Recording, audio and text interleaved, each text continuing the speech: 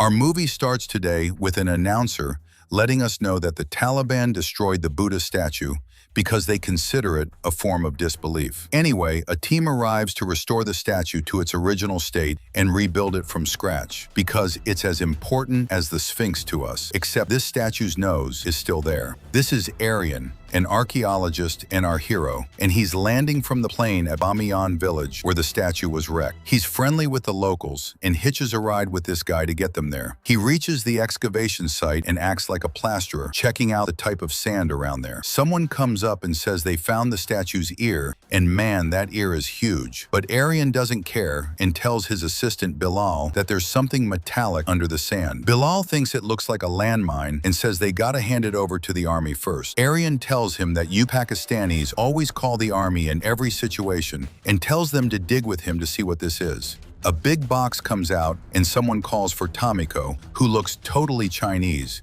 and she comes to film what's coming out of the box. A huge treasure comes out, and when Aryan holds a coin, he realizes it's from the 7th century belonging to a king named Zahir Sen, which is a real ancient find. Suddenly, he finds the Taliban attacking them, and he tries to take the treasure with him so it doesn't fall into their hands. He and Bilal take the treasure to hide it inside the Buddha temple. They run through gunfire and bombs, and while they're running, they fall into an underground trench. There, he finds the reclining Buddha, which is a bigger discovery than the treasure itself. After that, we go to Pakistan while they're honoring Dr. Aryan, because he managed to find the treasure and the statue in one day. Since Aryan is Indian, the committee decides to hand over half of this treasure to India. One of the journalists stands up and tells the committee head that this heritage is Hindu and Pakistan is Muslim, so the whole treasure should go to India. Aryan responds saying they're one culture with different religions, and that he himself is an atheist who doesn't believe in any god because there's zero proof, yet he loves everyone.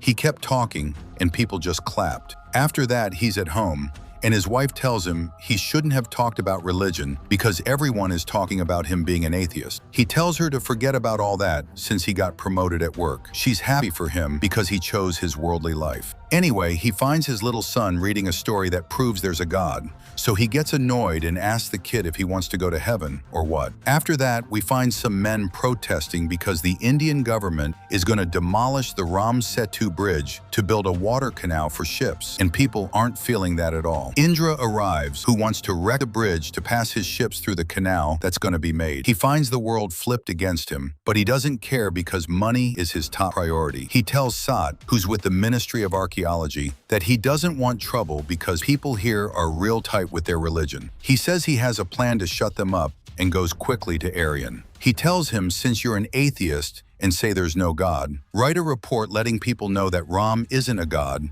and his bridge is just a natural phenomenon, not made by humans or a god. And since you're with the Ministry of Archaeology, nobody can call you a liar. Aryan agrees, and when he gets home, his wife tells him if he wants to be kicked out of the country for making a report like that and saying Ram isn't a god, making people hate him. He says he's just telling people the truth. She tells him that the god Ram is related to the god Ayodhya, trying to make him understand that everyone will revolt against him because they believe in this god. She lets him know that if he does this, he'll prove the god Ayodhya also didn't exist, and things will go south and everyone will be against him. Since there's zero evidence, he does what's in his head and submits a report to the court saying no god made this bridge, but nature did. Everyone gets annoyed because the government will wreck their god's bridge. The court rules that Aryan must prove his talk first before they can demolish the bridge. We go back to Sat, who calls him and asks why he handed the report to the lawyers directly instead of sending it to the Ministry of Archaeology first. He lets him know their plan is going to fail this way and says he's suspending him from work for a bit. Aryan returns home and apologizes to his wife because he didn't believe her, and the world actually turned against him. After she leaves, he starts doing everything in the house solo. He sits down to eat and sees the news talking about him. He gets a call from Sat telling him to meet at a certain spot because someone high-profile liked his report. He goes to meet him, and it turns out to be Indra.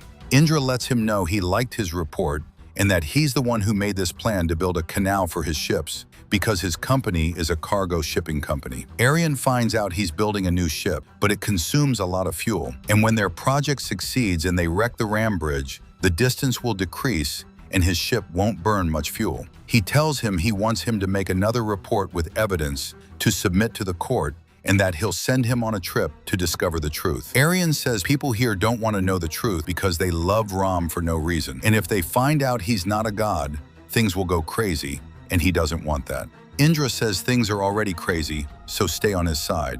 While leaving, some guys jump him and beat him up because he tarnished their god's image. After that, they run off. When he gets in the car, he finds his son's school principal calling him. He goes to see what's up and finds out his son hit a kid because he told him his father doesn't believe in the god Ram. Even the kid's father tells Aryan that anyone not believing in Ram deserves to be insulted. The principal threatens Aryan that if his son hits anyone else, he'll be expelled. When he gets home, he starts thinking about how to clear his name from all these accusations so nobody bullies his family like what happened to his son today. He lets his wife know he's traveling on Indra's dime to prove the truth, and she gets annoyed because he still wants to make trouble and tells him she's going to her father's house until his trip is over. The next day, he gets ready for his exploration trip and finds the Ram Bridge in the middle of the sea, which is just sand separating the sea into two halves, and he's surprised by the view. Then he reaches Indra's ship and meets Bali, the project manager. Bali takes him down to show him the project, which is very modern with the latest gear. Bali introduces him to the team that'll work with him and brings him a submarine to dive down and play around. They head to work and he finds out the Ram Bridge is about 35 kilometers long and used to be above water, but due to global warming, it's underwater now with only a small part showing. Aryan starts saying that this makes Ram's age around 7,000 years. Aryan wants to prove the bridge was made before Ram was born and tells his team to get ready to prove that after taking samples from the bridge. He puts on his diving gear and goes underwater, seeing the bridge from below and wanting to say,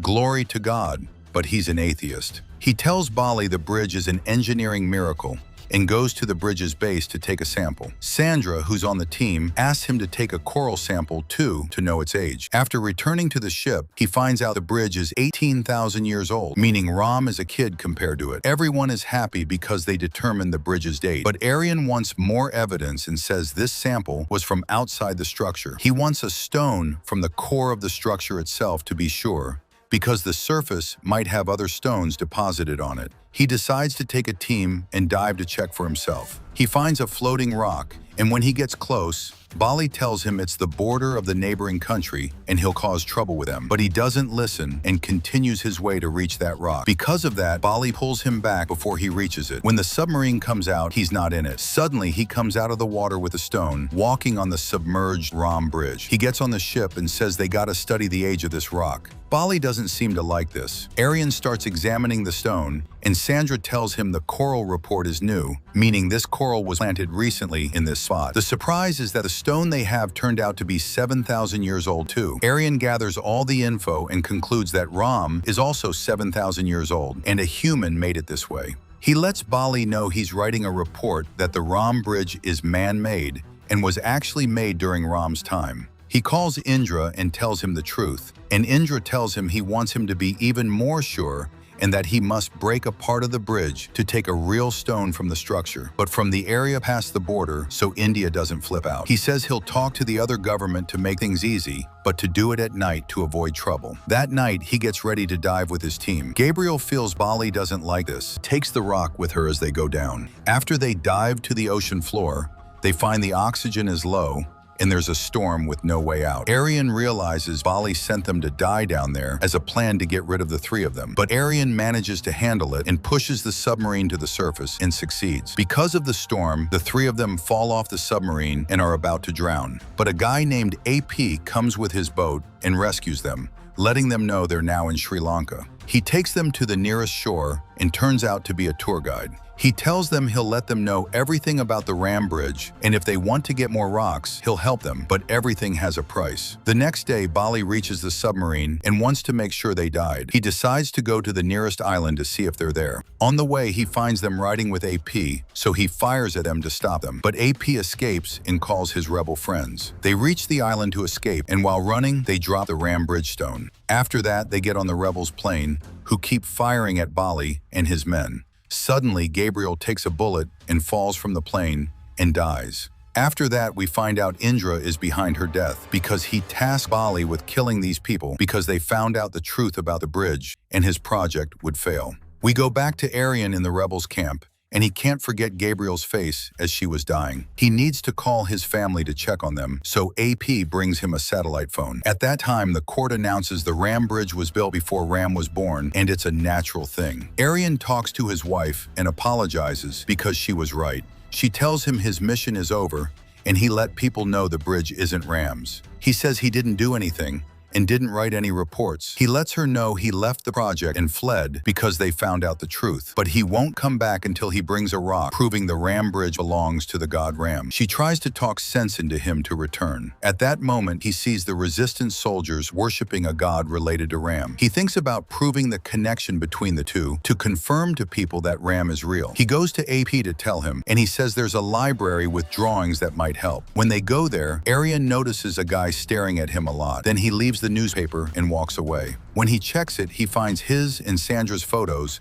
because they're wanted. They leave the library quickly, and AP tells them he'll go to another librarian who might have drawings. After he leaves, some guys chase Aryan and Sandra to catch them for the reward. After a long chase, they reach the train station as it's about to move. Aryan pretends he's entering the train, so the two of them enter quickly and the door closes on them. Aryan laughs at them and doesn't enter. He finds a message from AP to meet him. When he reaches the spot, he finds the librarian who gives him an old 400-year-old photo. He realizes it's a secret tunnel leading to an old palace. He tells him he'll get him there, but for a price. They take the train to go to this tunnel. Aryan notices a crocodile photo and realizes the place they're going has crocodiles, and that's definitely proof of something. At the same time, Bali reaches the librarian and finds out where Aryan went, then kills him and flies off in his plane. Aryan and his friends reach the spot and go into this lake with this boat and see a crocodile. They follow it to find the tunnel path and reach a spot that looks like the photo they have. They understand the tunnel door is underwater, so they dive and come out of the tunnel on the other side. At that time, Bali went to another spot and got lost and can't find Aryan. He talks to Indra and says people saw him at a waterfall on the western side, and he'll go look for him there because he definitely saw the tunnel they're looking for. They're in the tunnel and find 3 paths. AP starts playing a counting game to pick a tunnel. They choose one, and he says he'll try it and come back. Aryan notices writing on the wall and finds out the cave is named Hill. He starts translating the talk and realizes it means Ravana. He understands this text chooses a direction, and they'll follow the direction written in the text. They enter the direction AP chose and find a triangle in front of them and don't know where to go. AP tells them to go right because they don't do left. They go right to see where it leads and find themselves in front of a big mountain, which is what they wanted. They climb the mountain to the top, and there Sandra sees this plant and tells them it only grows in North India. Aryan understands from the book he had that they're now above Ravana and have reached their goal. But things don't stay perfect as Bali arrives in his plane with Aryan's wife as a hostage. They all get on the plane, and she tells him she was scared for him, and Bali said he'd help. So she told him the place he might be. Bali tells him he has his map and to give back the stone or he'll kill Sandra. He says he doesn't have it and it fell, but he doesn't believe him and pulls out the pistol to threaten them. AP gets scared for him and tries to grab him, but he pushes him out of the plane. Aryan hits him and starts hitting the other guy and knocks him down. Sandra tries to make the pilot land. Bali, who was totally out of it, gets up to hit him and is about to knock him down, but his wife finally gets up and hits him on the head. Finally, the plane lands in the water and catches fire. Sandra keeps crying over AP because she loved him. Aryan notices his bag was heavy, so he checks what's inside and also finds the map on the ground. Now he has all possible evidence. He finds Bali taking his last breaths, so he saves him before the plane explodes. They want to make it to the court to submit the evidence. Bali says he'll help and takes them in a plane to India. They actually reach the court just before the ruling.